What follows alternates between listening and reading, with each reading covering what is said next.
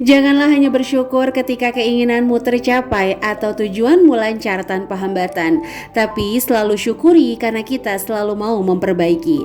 Assalamualaikum warahmatullahi wabarakatuh. Ahlan wa sahlan di channel Keluarga Bun Ai, keluarga yang bercita-cita selalu bersama sampai surga. Amin amin ya robbal alamin. Istri itu ibaratnya gula di kopi dan di teh, meskipun pahit yang disalahin kurang gula.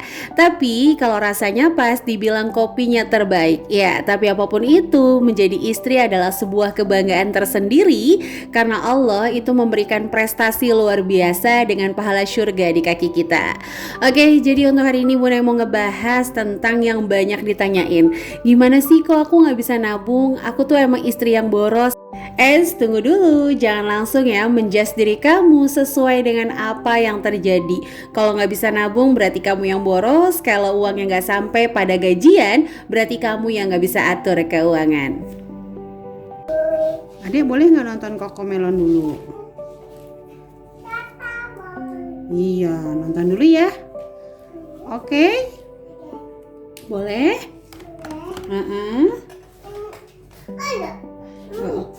Jangan digoyang, kan Bunda lagi bikin video, nanti aku bersedih. Agni sedih nggak? Baca, Ade mau apa? Emang pesona Koko Balon ini mengalahkan pesona Cocomelon buat si Agni ya. Susah banget teman-teman. Jadi kalau ditanya ada hambatan, iya. Kalau ditanya baby Agninya anteng nggak pas bikin video, no. Jadi ya udah, karena salah satu trik kita bisa grow mindset adalah di mana kita bisa berfokus pada solusi dan siap menghadapi tantangan. Jadi ya anggaplah ini salah satu tantangan, terus solusinya ya udah bikin video sambil goyang-goyang baby Agni. Ya udah mau nggak mau goyang juga tripod ya. Tapi mudah-mudahan untuk hari ini apa yang Bunda sajikan bisa bermanfaat bagi teman-teman. Oke, langsung aja kita akan masuk ke ciri istri cerdas secara finansial. Yang pertama adalah mengetahui jumlah hutang di bawah kemampuan. Jadi apapun dengan iming-iming marketing di luar sana yang mengatakan bahwa nanti kan penghasilannya naik Bu, nanti kan rezeki mah ada aja, kalau nggak dibeli sekarang nanti harganya semakin tinggi, harga properti itu naik terus.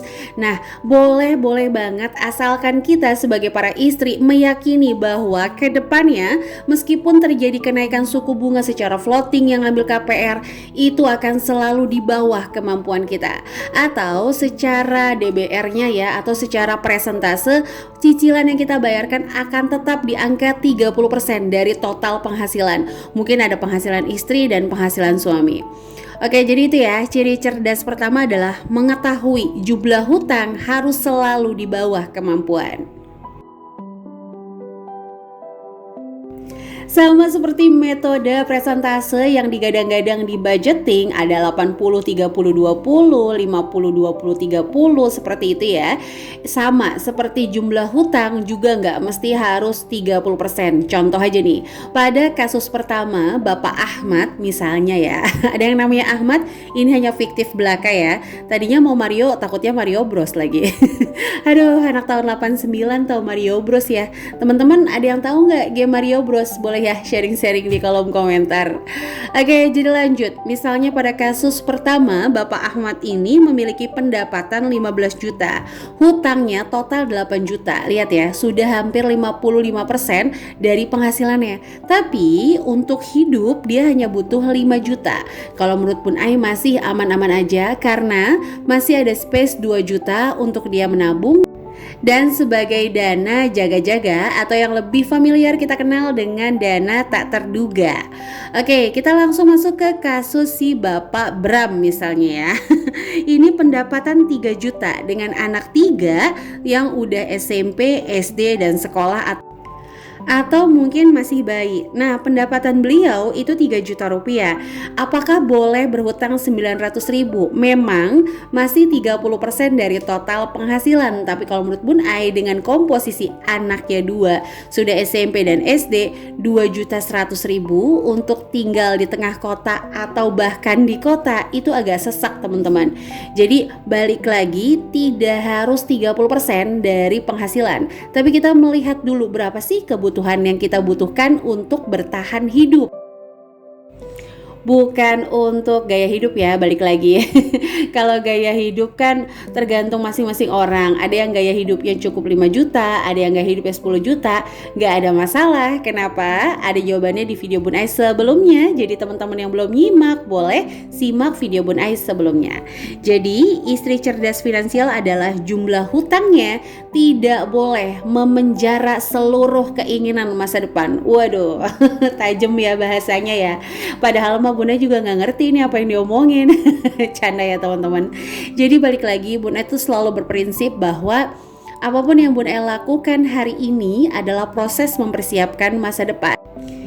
Tapi Bun Ai nggak mau yang Bun Ai lakukan memenjara seluruh keinginan masa depan. Sebagai contoh, Bun Ai membeli salah satu aset di mana Bun Ai nggak ngerti nanti suku bunganya naik berapa, apakah penghasilan suami akan sampai gitu untuk bayar cicilannya.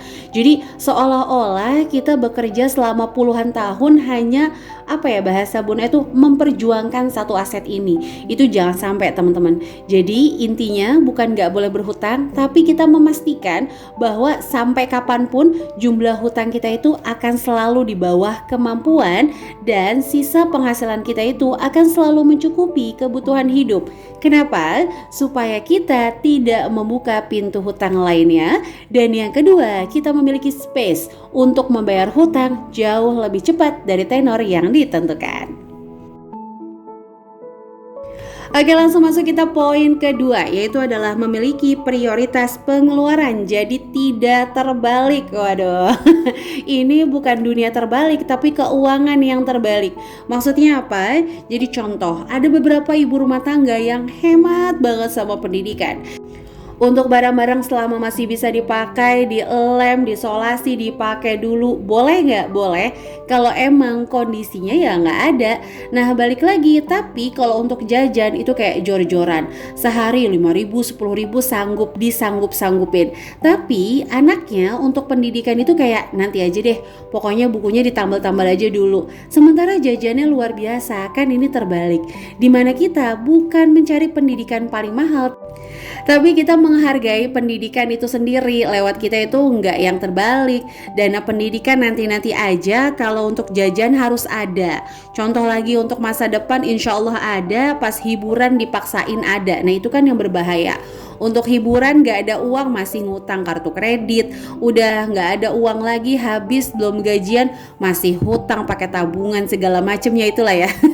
Jadi kalau menurut Bun Ai, no, jangan terbalik. Kalau teman-teman punya anggaran untuk jajan, harusnya juga punya anggaran untuk pendidikan, untuk kesehatan, karena itu kan juga penting. Aduh, kayak udah bosan ya 8 menit dengerin Bun Ai ngoceh. Jadi kita sapa-sapa. Udah ada yang kangen sapaan Bun Ai pakai pantun? Boleh. Hari ini kita sapa pakai pantun ya. Badan meriang di akhir bulan, halo Semarang dan Pekalongan, bubur ketan hitam dimasak Bunda, halo Batam dan Samarinda. Pergi ke kota untuk menabung, halo Jakarta dan juga Bandung, ada tabungan jangan dibuka, halo Kuningan dan Cimalaya. Dan seluruh teman-teman yang senantiasa mendukung channel sederhana ini, like, komen, positif, subscribe, terima kasih ya. Semoga kebaikan teman-teman dibalas oleh Allah Subhanahu wa Ta'ala. Dan kamu yang baru bergabung, boleh bantu channel ini supaya jauh lebih berkembang lagi dengan tekan tombol subscribe dan menyalakan lonceng notifikasi, sehingga gak ketinggalan nih kalau Bun Ai upload video terbaru.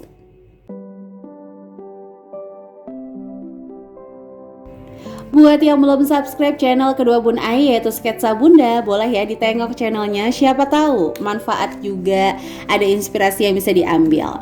Nah buat teman-teman ya, kalau mau sharing-sharing atau tanya-tanya, boleh langsung follow IG keluarga _Bun Ai. Kalau lama di DM, hajar aja di komentar di salah satu reelsnya Bun Ai. Karena di keluarga Bun Ai kan gue suka bikin reel tuh. Nah komentar aja, nanti biasanya insya Allah kebaca. Karena kalau ke DM suka diketumpuk-tumpuk lah bahasanya ya. Oke, jadi langsung aja kita masuk ke poin yang ketiga. Udah disapa-sapa, udah ngopi juga. Kita langsung masuk ke poin ketiga adalah tidak terlambat membayar tagihan. Hello Marimar, hello Esmeralda. Apa sih yang bikin kamu terlambat atau nunda-nunda bayar tagihan? Jangan-jangan uangnya mau kamu jadiin dana darurat? Jangan. Ntar aja deh, nanti kalau ada kebutuhan gimana? Nah, jangan ya teman-teman. Jadi ciri istri cerdas finansial, kalau udah ada uangnya, udah jatuh temponya, bayar. Jangan pakai ditunda. Listrik udah bikin anggaran tanggal 1, bayar. Karena ingat ya, cara kita melunasi kewajiban kita, cara kita melunasi hutang adalah cara Allah mempercayakan rezekinya kepada kita. Itu sih yang selalu terngiang-ngiang kalau mau Bun Ai pengen telat-telat bayar gitu. Jadi jangan jadikan tagihan kamu itu sebagai dana darurat. Nanti aja deh, siapa tahu butuh. Nanti aja deh kalau ada uangnya dicicil lagi untuk bayar kewajiban. Jangan teman-teman. Sama seperti kita yang kalau orang-orang punya kewajiban sama kita pengen cepet-cepet dibayar, ya sama kita juga memperlakukan. Aduh, keluar lagi belibet ya. Memperlakukan hal yang sama kepada kewajiban kita. Dan jangan pernah lupa untuk mengurutkan pengeluaran kamu menjadi kewajiban dulu, kebutuhan, lalu keinginan. Jadi jangan kebalik nih, keinginan dulu baru kebutuhan. Boleh gak sih Bun Ai beli gamis, beli tas, beli skincare? Boleh dong, itu kan investasi juga.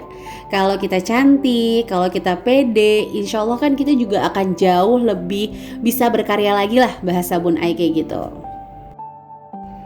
Oke, di poin keempat kita akan langsung masuk ke tidak berhutang di atas keinginan konsumtif. Jadi jangan pernah terlena sama hutang, karena hutang sifatnya akan selalu mendesak seolah-olah harus. Maksudnya gimana nih? Kayak kemarin Bunda udah contohin handphone, terus kartu kredit, itu kayak harus, ya udahlah sayang mumpung promo. Kalau nggak beli nanti kelewat promonya. Kadang-kadang hutang tuh kayak seolah-olah pokoknya harus dan harus. Dan ingat ya, sama seperti nabung, kadang-kadang hutang itu candu. Jadi kalau teman-teman abis kelar hutang tuh kayak nyandu, pengen bayar apa lagi ya, pengen nyicil apa lagi ya, kayak gitu. Jadi jangan pernah berhutang untuk sebuah keinginan yang konsumtif, kecuali keinginan kamu itu ada dananya, kebutuhan lainnya udah terpenuhi, kewajiban aman semua, boleh deh. Kita misalnya nggak ada cicilan, nggak ada apa-apa, ya udahlah terpaksa banget pengen beli gamis harga 2 juta, ya udah boleh lah. Karena saking bingungnya nih, uang setiap bulan udah kebutuhan beres, kewajiban beres, sinking fund masuk semua, uangnya nggak habis-habis, boleh Bunda, ya udah deh boleh. Kalau emang butuh banget. Meskipun kalau Bunda pribadi untuk konsumtif sih enggak ya.